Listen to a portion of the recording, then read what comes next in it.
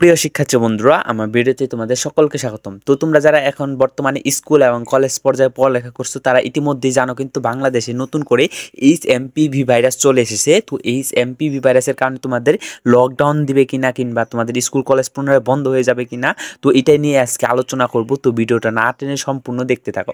দেখো, এই চীন এবং জাপানে কিন্তু খুব দ্রুত এই এইচএমপিভি ভাইরাস কিন্তু ছড়িয়ে পড়ছে এবং সেখানে প্রায় মহামারী আকার ধারণ করে ফেলছে। এই চীনেও কিন্তু দেখা যাচ্ছে যে করোনার মতো আগে করোনার সময় যেমন হাসপাতালে রোগীর সংখ্যা অনেক হয়ে গিয়েছিল, এমন এখনো কিন্তু তেমনই হচ্ছে এই চীনে। তো এটা কিন্তু বাংলাদেশেও ইদানিং শনাক্ত হয়েছে। তো এই কারণে অনেকেই কিন্তু বলছে যে এই দেশে লকডাউন দিয়ে দেওয়া হবে। বাংলাদেশে এই পর্যন্ত 2 জনের শরীরে এইচএমপিভি ভাইরাস শনাক্ত হয়েছে। তো এই কারণে কিন্তু অনেকেই গুজব ছড়াচ্ছে যে বাংলাদেশে এই লকডাউন পড়েছে।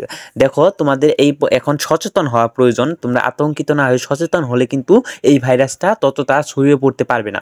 দেখো, এটা কিন্তু অনেক আগের ভাইরাস, তো এটার এখনো প্রতিষেধক আবিষ্কৃত হয়নি, এজন্য কিন্তু এটা একটু বিপজ্জনক। তাই তোমরা একটু সচেতন থাকো এবং স্কুল কলেজ এখন বন্ধ হবে না, এটা কারণ এটা মহামারী আকারে ধারণ করেনি। এই ভাইরাসটা অনেকটা করোনা ভাইরাসের মতোই। তাই করোনা ভাইরাস হলে যেসব লক্ষণ প্রকাশ করতো, এই ভাইরাসের ক্ষেত্রে কিন্তু সেই সব লক্ষণই প্রায় সেম প্রকাশ করে। তাই তোমরা সতর্ক হও একটু, আর বেশি বেশি করে সাবান দিয়ে হাত ধোবে। আর রিও ভাইরাসও কিন্তু বর্তমানে রয়েছে। কাঁচা খেজুরের রস কিংবা বাদুড়ে খাওয়া ফল থেকে কিন্তু এই ভাইরাস ছড়াতে পারে। তো তোমরা এর সম্পর্কে একটু সচেতন থাকো এবং নিরাপদে থাকো।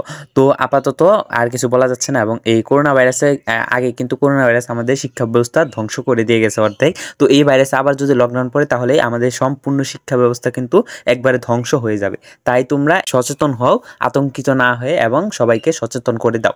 তো এই ছিল আজকে ভিডিও। যদি ভিডিওটি ভালো লাগে সবাই অবশ্যই চ্যানেলটাকে সাবস্ক্রাইব করে পাশে বেল আইকনটা ক্লিক করে রাখবে।